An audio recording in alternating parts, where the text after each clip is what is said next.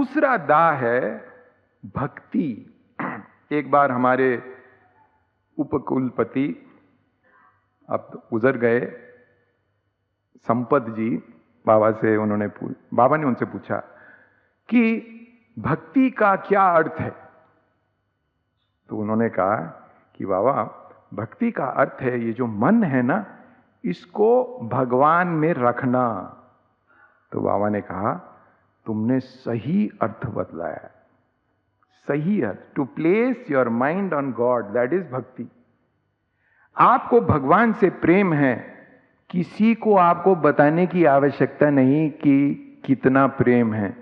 आप देखिए 24 घंटे में आप भगवान का सोच कितना करते हैं, जितना करते हैं उतना प्रेम है।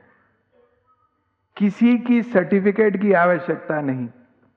एक बार हम लोग बाबा के साथ कोडाईकनाल में थे।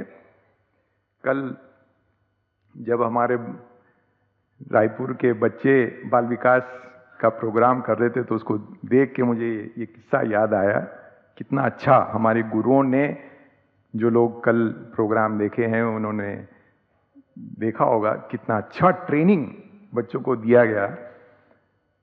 तो एक बार हम लोग कोडाईकनाल में बाबा के साथ थे, तो उस साल बाबा रोज भाषण दिया करते थे अंदर मंदिर में। तो उस साल उन्होंने विषय लिया भागवतम। तो श्री कृष्ण की कथा रोज सुनाया करते थे।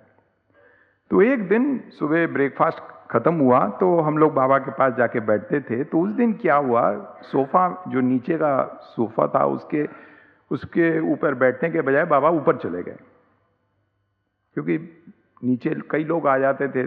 तो उस दिन बाबा ने सोचा कि मैं आज ऊपर चला जाता हूँ। तो क्योंकि बाबा ऊपर चले गए, हम लोग भी बाबा के पीछे पीछे ऊपर चले गए।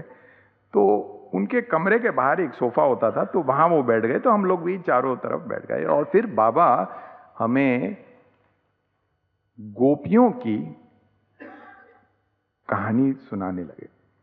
और उस दिन मुझे ज्ञापन हुआ कि भगवान के भक्तों में अगर सर्वश्रेष्ठ कोई भक्त है तो वो थी वृंदावन की गोपियां।